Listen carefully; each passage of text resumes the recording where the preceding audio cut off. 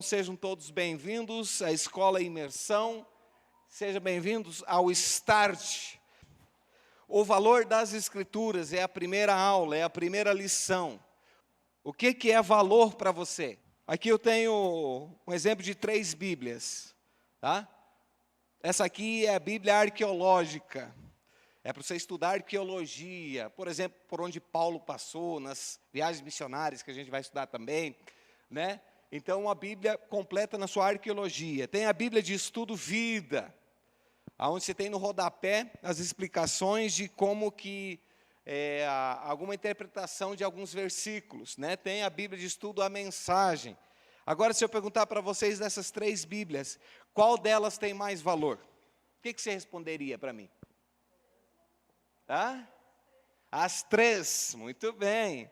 As 3, mas com o mesmo valor? Sim ou não? Muito bem, exatamente. Por quê? Porque é palavra de Deus. Não é porque cada um tem uma ramificação, tem alguma coisa diferente, um estudo acrescentado. A Bíblia, então, ela é palavra de Deus, é inspirada por Deus, então o valor dela é único, independente da tradução, independente em qual formato, tem Bíblia da família, Bíblia do adolescente, Bíblia da criança, mas o intuito de tudo é que a Bíblia é palavra de Deus. Então esse é o valor, e o valor das Escrituras, né? Então, para que servem as Escrituras, né? Qual que é o modelo de tudo isso? O que me faz querer pegar o gosto de estudar, de ler a Bíblia diariamente? Por exemplo, a Bíblia é composta de 66 livros. Né? Toda a Bíblia ela é composta de 66 livros.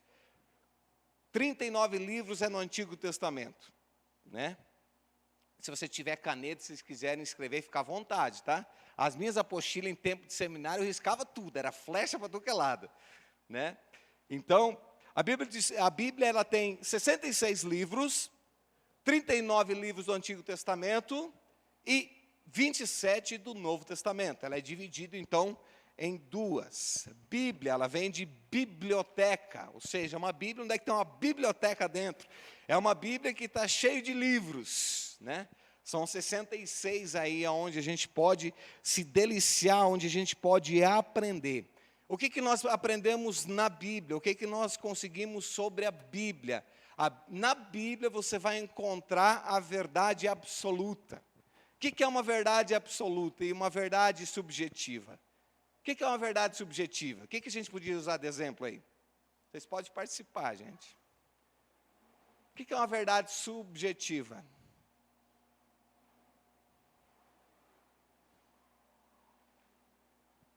Que time se torce, Gilioli? Colorado. Eu sou gremista, são bem ao contrário.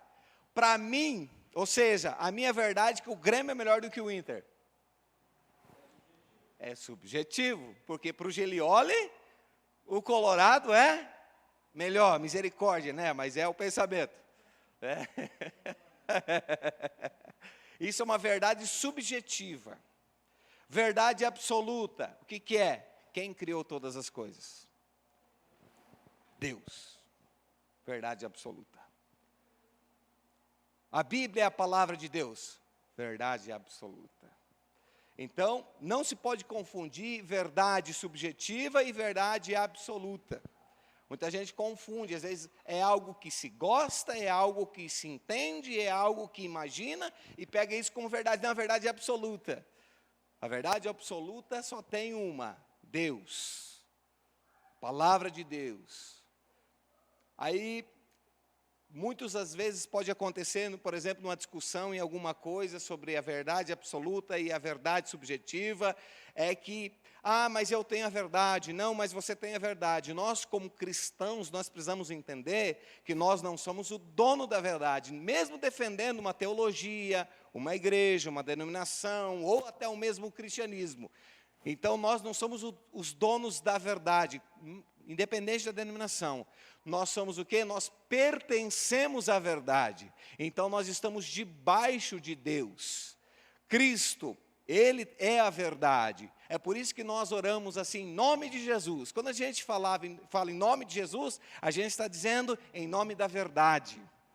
Por isso que na nossa oração a gente faz em nome de Jesus. A gente encerra a oração dizendo em nome de Jesus. Porque esta é a verdade, nós estamos debaixo dessa verdade. Então, a verdade absoluta é Cristo, é Jesus, é Deus, ou seja, a Trindade. Isso para nós cristãos é a verdade absoluta. Amém? Até aqui, gente? Muito bem, quando tiver uma dúvida, você pode perguntar, tá? O que vai me ajudar também sobre os valores das Escrituras? Vai criar também uma intimidade, uma busca por um pai que talvez pareça um pouco distante, um relacionamento. Daqui a pouco nós vamos falar um pouco sobre oração, né? O que a gente precisa entender? Vai também estar aí eu acredito que vai estar no manual de vocês aí, que nós não podemos separar Deus da sua palavra. Como assim, pastor? Nós não podemos separar Deus da sua palavra. Ou seja, tudo que for falado, tudo for até profetizado, tudo que foi falado para você em nome de Deus, as Escrituras precisam dar embasamento. Se não estiver nas Escrituras, está faltando o quê? A verdade. É muito fácil, gente, identificar uma profecia e uma profetada. Tá? A imersão é isso, gente, a gente vai falar direto, tá? É muito fácil de nós começarmos a entender o que é uma profecia, o que realmente é de Deus e o que não é. Se tiver base nas Escrituras, aí vem de Deus. Agora, se não tiver, no mínimo você tem que ficar, um pé para trás. Por isso que tudo quando é relacionado, tudo quando é falado, ministrado, pregado, ensinado, ela tem que ter embasamento na Escritura. Senão não tem valor. Isso é muito importante, a gente precisa entender isso. Precisa estar nas Escrituras, tem que ter um embasamento. Como diz um colega pastor meu, diz assim, falar até papagaio fala. Não é? Então tem que ter Bíblia, tem que ter palavra, tem que ter verdade. E a verdade é absoluta. Tá?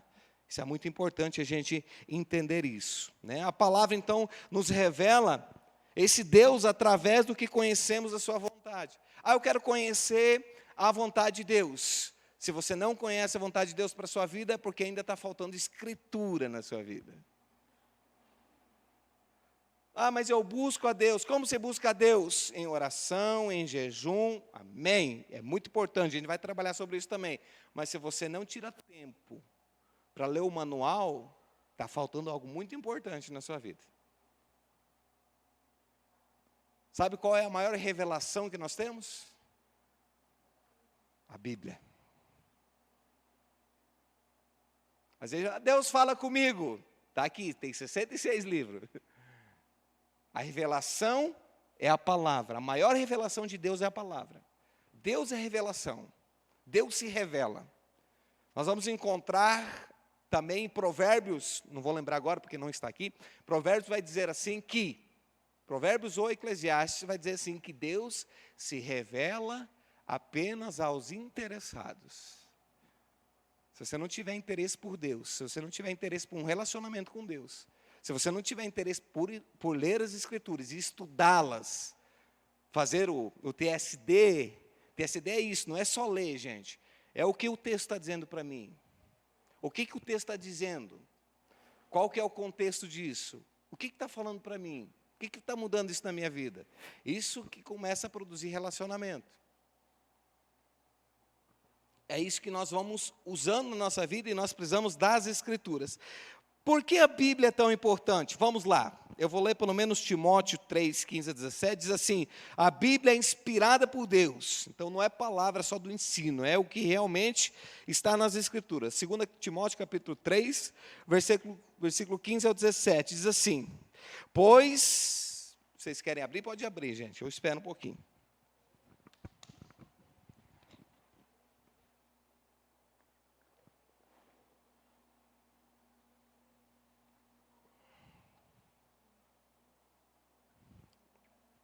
2 Timóteo 3:15 a 17 diz assim: pois desde a infância conheces as sagradas letras, alguns vai dizer escrituras, que podem fazer-te sábio para a salvação pela fé que há em Cristo Jesus. Toda a escritura é divinamente inspirada e proveitosa para ensinar, para repreender, para corrigir, para instruir em justiça. Veja bem, em poucos versículos está dizendo que a Escritura faz o quê? Ela é divinamente inspirada, ou seja, ela vem de Deus, proveitosa para quê? Para ensinar, repreender e corrigir. Das três coisas, duas aqui a gente não gosta. Repreender e corrigir. É ou não é? Mas é necessário. Então ela nos corrige. Quem que corrige, às vezes, não é o pastor. É a palavra de Deus. É a vontade de Deus. Muito bem. Outra coisa, ela é a verdade. João 17:17. Vamos lá. Eu creio que nós vamos poder ler todos os textos. João 17:17. Pois você pode meditar na sua casa aí também. Esses textos, se você preferir. Além do TST. João 17:17. Evangelho de João 17:17 diz assim: santifica-os na verdade, a tua palavra é a verdade. Viu que o pastor não falou bobagem agora há pouco. A verdade é a palavra, é a vontade de Deus, que é inspirada, a Bíblia. Então, a palavra, santifica-os na verdade. Outra, ela nos liberta, né? João 8:32, acredito que muitos conhecem de cor, né? Conhecereis a verdade e a verdade vos libertará. Quem que liberta? A verdade. Quem que é a verdade? Cristo. Né? Conheceis a verdade e a verdade vos libertará. Muito bem. É luz para o nosso caminho. Salmo 19, 105. 119, 105.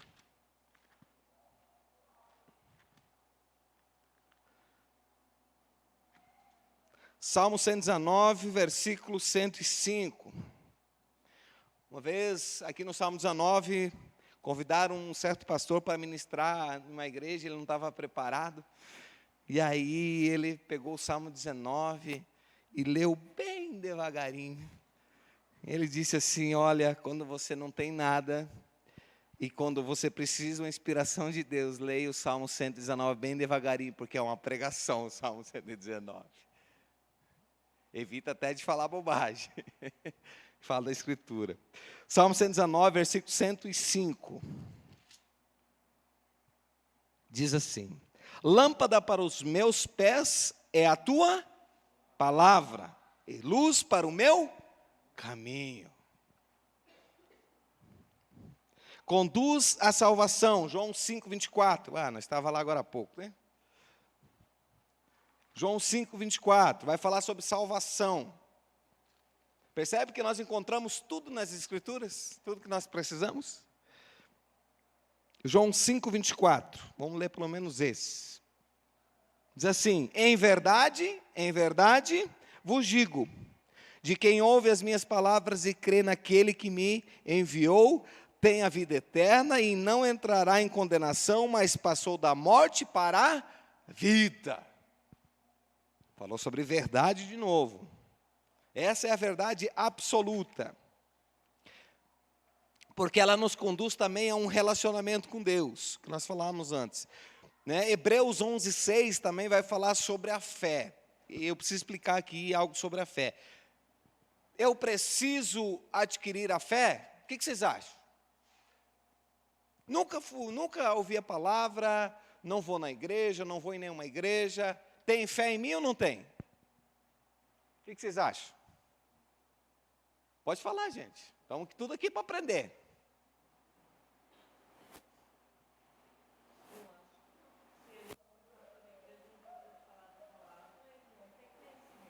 Certo, muito bem. Ok, muito obrigado. É bom a participação, por isso que a gente está aqui, para a gente estudar e aprender junto, né?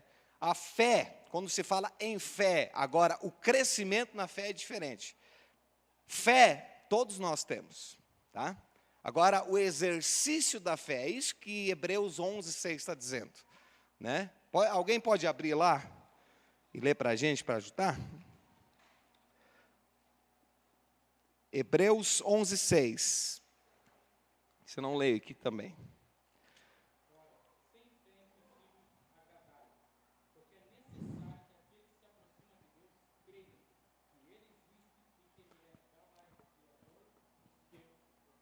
Isso. Então, é pelo crer. Aí, mas se eu não fui na igreja e ainda não aprendi, como que então eu tenho fé? Porque todo ser humano nasce crendo. Em Mateus, Jesus vai dizer, quando Jesus diz, a Bíblia do Novo Testamento ela é traduzida em grego, na linguagem grega. Jesus vai dizer lá, quando ele repreende os discípulos, que as crianças estão querendo vir perto de Jesus, e os discípulos dizem assim, não incomodam o mestre. Jesus diz assim, deixa vir a mim os pequeninos. No grego, na tradução original que nós temos, que é a original do Novo Testamento, diz assim, mikros. Deixe vir a mim os mikros. Mikros, ou seja, é tão pequenininho, que você só consegue ver com um microscópio. Então, porque Jesus continua dizendo, porque delas é o reino de Deus. Ou seja, então, as crianças, por mais que sejam pequenininhas e talvez nunca ouviram do Evangelho, elas já creem. Então, existe fé dentro do ser humano. Agora, o desenvolvimento da fé, o crescimento da fé, que é a questão. Né? Tem muita gente que prefere não acreditar, mas tem uma fé dentro dela, só não é alimentada. Então, a fé é algo crescente. Por isso que o crescimento espiritual é através do Evangelho, da pregação, da intimidade, da busca, porque isso vai o quê? Desenvolver a sua fé.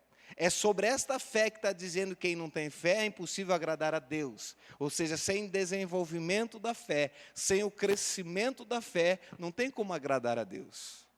Porque, queridos, precisa ter fé para acreditar em Deus, amém? Precisa ter fé para acreditar em Deus, porque acontecem coisas que a nossa mentalidade não consegue entender, que a nossa capacidade humana não consegue explicar. É por isso que Deus é o Deus sobrenatural. Por isso que nós insistimos, o que é natural, cabe ao homem. Quando falo homem, é todo ser humano, né?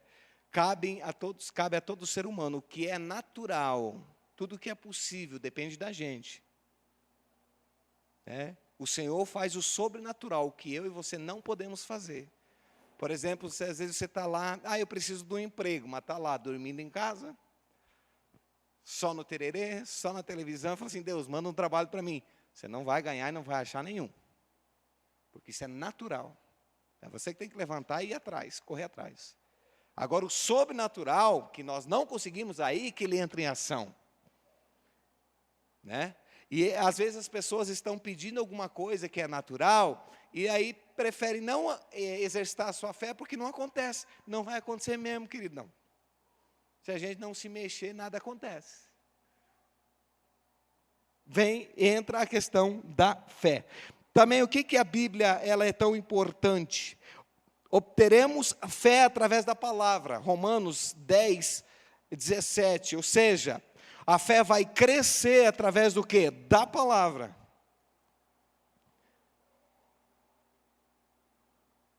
Romanos, que hora que é, gente?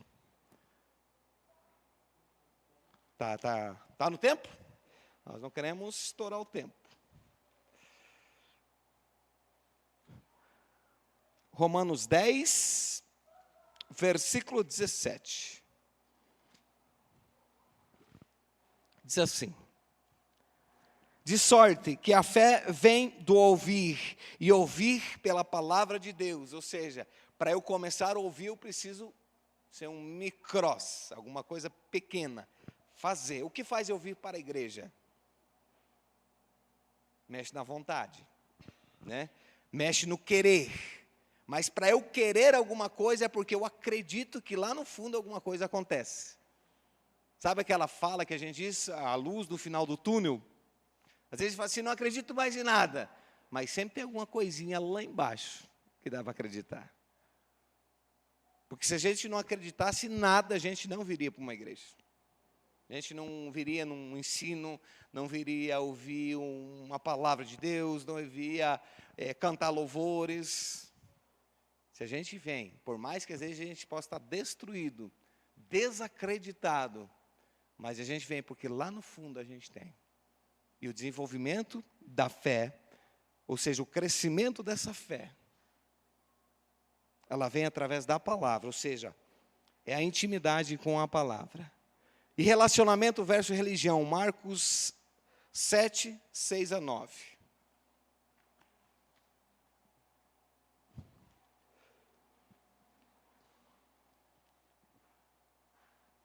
Marcos capítulo 7.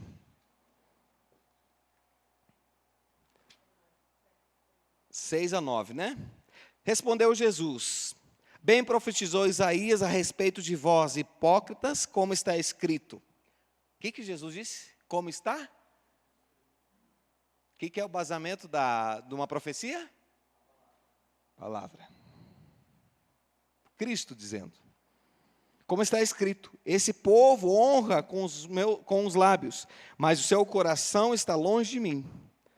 Em vão, porém, me adoram, ensinando doutrinas que são preceitos de homens, deixando o mandamento de Deus, guardais a tradição dos homens, como lavar dos jarros e dos copos, muitas outras coisas semelhantes a estas. E disse-lhes: jeitosamente rejeitais o mandamento de Deus para guardares a vossa própria tradição. É quando uma tradição é mais importante que a palavra. Quando a tradição tem que ser cumprida, mas não a palavra. Se sobrar tempo, tudo bem, mas tem que ser sempre daquele jeito. O que é uma tradição? Geralmente a gente vem de uma família tradicional, certo? Minha família tradicional é gaúcha. Lá no domingo o churrascão tem que ter, se não tem é porque alguma coisa está errada. Tem o chimarrão. Então isso é uma tradição. E às vezes isso pode entrar na igreja, e graças a Deus não está na nossa, né, pastor? Amém? Glória a Deus. Mas quando a tradição ela é mais importante que as escrituras. Quando Jesus disse, vocês se importam, já deu hora? Tá, já vamos. Quando você se importa mais com o que é tradicional do que realmente o que é verdadeiro. Jesus estava repreendendo os hipócritas, porque os fariseus, que aqui é relacionado, são aqueles que eram os donos da lei, as escrituras. Mas eles criaram tudo, uma formatação de como que era para adorar a Deus. Havia um certo tipo de pessoas que podia ler as escrituras. Não era qualquer pessoa. Então, eles eram tradicionais, né? Se a pessoa falta ao culto 2 vezes, ela não é de Deus. Tradição. Mas não pode faltar ao culto, tá, irmãos? É quando a tradição toma conta. É mais importante a tradição do que a palavra, do que a revelação. Muito bem, queridos. Aprendendo a orar. Vocês têm isso na apostila de vocês também? Tem? Muito bem. Como é que é aprender a orar? Tá, existe uma mandinga? Existe um jeito? Aprender a orar é simplesmente, o pastor já ministrou algumas vezes aqui muito bem, que está relacionado ao TSD, né? Tempo a sós com Deus. O que é? O que é orar? É conversar com Deus. Como que Davi fazia? Vocês vão ter aí também uma reflexão que vai falar sobre Davi. O exemplo de Davi e Jesus. Jesus, ele sempre tirava um tempo e ele se retirava dos discípulos, da multidão e ia falar com o Pai. Ou seja, ele ia falar com Deus. Davi também. Davi tirava o seu tempo de TSD para falar com Deus, com o Pai. É por isso que tu vai ler os Salmos, muitos escritos de Davi, que Davi está lá chorando as suas pitangas, ele está dizendo, a minha alma está profundamente abatida, mas ele não está lá se fazendo de vítima, ele está dizendo o que ele está sentindo mesmo. Orar com Deus, orar, é conversar com Deus, é você falar realmente como você está se sentindo. Ah, mas Deus é onipotente, onipresente, Ele está em todo lugar e sabe todas as coisas? Sim, Ele sabe, mas Ele quer ouvir da sua boca o que você está sentindo. Ele quer ouvir de você: Deus, não está fácil o negócio. Estou querendo desistir. É conversar. Tem intimidade. Tem intimidade com Ele, né? Uma coisa muito importante, tirar um tempo também para isso, que vai estar relacionado ao TSD. O que é? É você tirar o teu tempo para fazer isso. Alguns minutos do seu dia. Tem algumas recomendações, algumas pessoas têm o melhor horário na parte da manhã, mas nem todos conseguem. Escolhe aí, você sabe qual é a sua rotina, você sabe como que é o seu dia, então faça isso um dia que você possa e faça isso todos no mesmo horário, porque isso se torna um hábito. Especialistas dizem que 21 dias repetido se torna um hábito. Então você já está fazendo por hábito, de aprofundamento e aprendendo a isso. E para encerrar, queridos, é importante nós lermos os textos, tem aqui os relacionados textos da Bíblia, leia, releia de novo se precisar, e faça esse exercício. Sabe, queridos, às vezes a gente foi aprendido, ou a gente ouviu, ou a gente pensa que é assim, a gente acha que Deus, Ele vai responder as nossas perguntas, até pode, mas sabe o que mais Deus responde? As nossas respostas.